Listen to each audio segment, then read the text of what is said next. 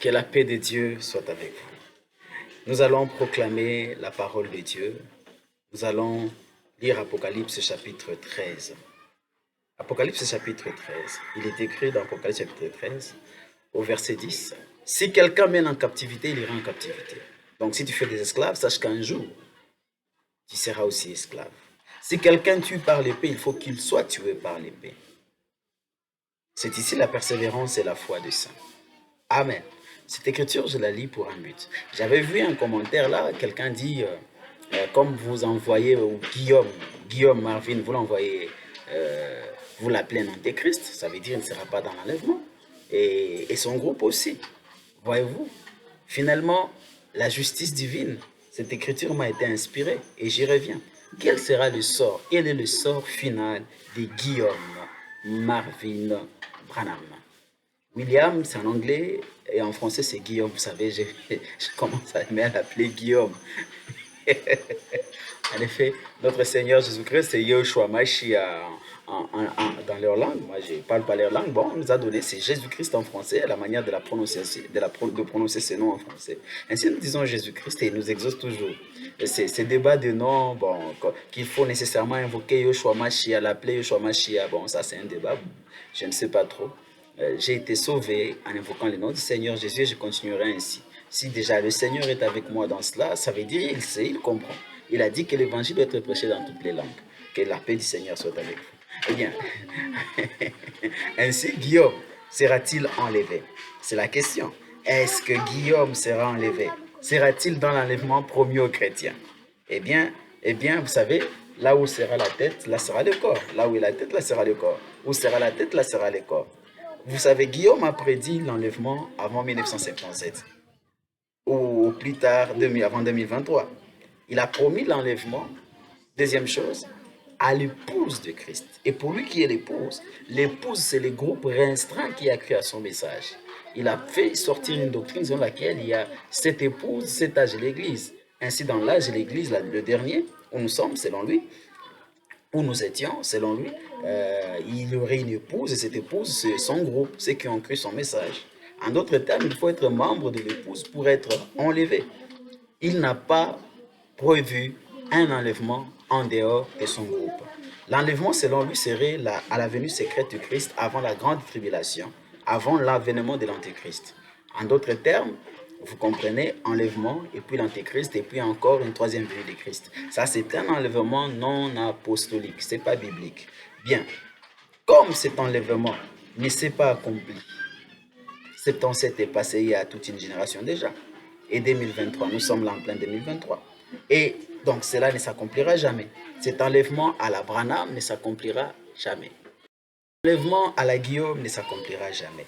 Ainsi, si lui, Guillaume, la tête n'a pas été enlevée, et son groupe, le corps, non plus, ne l'a pas été et ne le sera jamais. Voilà le risque. Voilà pourquoi je vous en prie, chrétiens, quittez ces groupes. Dissociez-vous de ces groupes. C'est un groupe des sanguinaires, des méchants, des sanguinaires spirituels, vous savez, et même physiques parfois. Remarquez, aucun chrétien n'était pris en compte dans l'enlèvement de Marvin. Guillaume a dit que seuls ceux qui ont reçu son message, ceux qui sont sous son leadership, seraient enlevés. En d'autres termes, tout chrétien, même s'il est sincère comment, il a cru au Seigneur Jésus, il marche dans la crainte de Dieu, ces chrétiens qui marchent dans la parole de Dieu, du fait qu'il n'a pas reconnu Guillaume comme son guide, Maximo, il ne l'a pas reconnu comme son guide, ainsi il ne serait pas enlevé. Il faut être sous son ministère. Voilà pourquoi Apocalypse 13 s'applique à lui.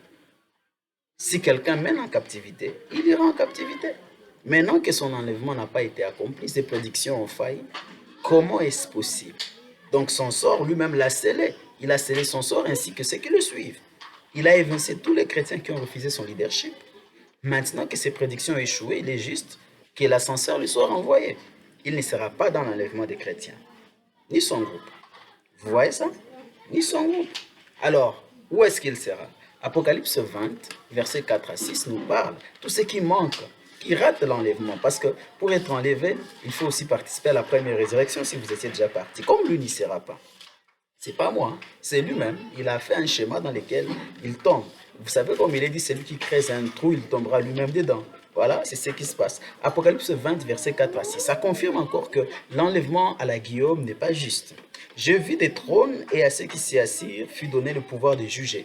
J'ai vu les âmes de ceux qui avaient été décapités à cause du témoignage de Jésus, voyez-vous, et à cause de la parole de Dieu, et de ceux qui n'avaient pas adoré la bête ni son image. Qui sont ceux-ci? C'est le groupe d'Apocalypse chapitre 7. Ceux qui viennent de la grande tribulation et qui n'avaient pas reçu la marque sur leur front et sur leurs mains. Ils revinrent à la vie et ils régnèrent avec Christ pendant 1000 ans. On nous parle ici des gens qui ont traversé la grande tribulation. L'enlèvement à la Guillaume se passe avant la tribulation. Il dit que l'épouse ne passe pas par la tribulation. Cette épouse, c'est son groupe à lui. Alors, cet enlèvement à la Guillaume n'est pas scripturaire. Cet enlèvement à la Guillaume ne s'accomplira pas. Cet enlèvement à la Guillaume n'est pas biblique. Voyez-vous, l'enlèvement, donc c'est après l'avènement de l'Antéchrist. L'enlèvement, c'est après la grande tribulation. L'Église passe par la tribulation. Elle doit traverser et vaincre. Apocalypse 12, 11. Ils ne vont pas craindre, ils vont vaincre. Comment ils l'ont vaincu? Ils ont vaincu qui? L'Antéchrist et le diable lui-même. Comment? Par le sang de l'agneau et par la parole de leur témoignage. Amen. Et ils n'ont pas craint, ils ont exposé leur vie à la mort. Ils n'ont pas craint la mort. Ils n'ont pas craint la mort au point de ne pas exposer leur vie. Donc, ils ont accepté d'exposer leur vie parce qu'ils ont une meilleure promesse en attente de la résurrection. Amen. Les autres morts, ils revinrent à la vie et ils régnèrent avec Christ pendant 1000 ans. Les autres morts ne revinrent pas à la vie, point à la vie, jusqu'à ce que le 1000 ans fût accompli. C'est la première résurrection. Heureux et saints ceux qui ont part à la première résurrection. La seconde mort n'a point de pouvoir sur eux, mais ils seront sacrificateurs de Dieu et de Christ, et ils régneront avec lui pendant 1000 ans. Guillaume ne sera pas là. Il ne va pas ressusciter, malheureusement. Il ne sera pas dans la première résurrection. Ainsi, il ne va pas prendre part à l'enlèvement. Il ne sera pas dans le millénium. Ainsi, aucun guillaumiste ne sera dans l'enlèvement, dans la première résurrection, parce qu'ils ont accepté la condamnation que Guillaume a mis sur les chrétiens. Il est écrit, il n'y a plus de condamnation pour ceux qui sont en Christ. Il a condamné les chrétiens disant que quiconque n'est pas sous son ministère ne sera pas enlevé parce que c'est lui qui est Christ aujourd'hui. Voilà le blasphème, voilà le mensonge, voilà l'esprit de l'antéchrist. Et Dieu nous a donné de vaincre cet esprit méchant en quittant, en nous dissociant de ces groupes et en les dénonçant haut et fort. Et c'est ce que nous sommes en train de faire. Paix à vous, chrétiens. L'enlèvement est promis aux chrétiens. La première résurrection est promise aux chrétiens. Ceux qui n'y participent pas ne sont pas saints. Ils reviendront. Où est-ce qu'il reviendra son sort? Quand même, là, je vais être très gentil. Il reviendra au jugement dernier, au grand trône blanc. De lui-même, il le disait déjà. Il disait, vous faites simplement ce que j'ai dit. Acceptez ce que j'ai dit. Moi-même, je répondrai pour vous. Je répondrai pour vous au trône blanc. Et c'est ce qu'il a dit. Ainsi, guillaumistes, supportez, suivez votre guide, suivez le chai, et il va répondre pour vous au jour du trône blanc. Vous tous qui mourrez en lui, vous ne ressusciterez pas, vous ressusciterez dans la seconde résurrection, lorsque Christ vous ramènera, afin que vous puissiez répondre. Et si vous continuez, on va dire que vous serez jugé d'après les livres des vies et d'après vos livres personnels. Bien, courage, force à vous. Quant à nous chrétiens, Christ a porté notre condamnation. Il est mort à la croix pour nous. Nous croyons cela fermement. Il nous a promis un enlèvement. Il nous a dit que nous devons être capables de porter notre croix, de supporter. Celui qui ne supporte pas, qui ne prend pas sa croix, ne le suit pas, n'est pas digne d'être appelé son disciple. Si l'enlèvement doit se faire dans cette génération, et que par la grâce de Dieu nous soyons là, alors nous devons supporter, nous devons traverser ces supplices. Nous allons passer 3 ans et demi, 42 mois, des difficultés terribles parce qu'il sera donné à l'Antéchrist de vaincre les saints. Mais par la grâce de Dieu, cette victoire temporaire, parce qu'il nous tue, il ne peut que tuer ses corps de chair, il ne peut pas tuer, il ne peut pas toucher notre homme intérieur parce que nous sommes déjà sauvés, nous sommes en Christ. Et nous savons de tous nos cœurs que quand Christ paraîtra, lui qui est notre prémisse, lui qui est le prémisse de ceux qui sont morts, nous paraîtrons avec lui. Tel il est, tel nous serons.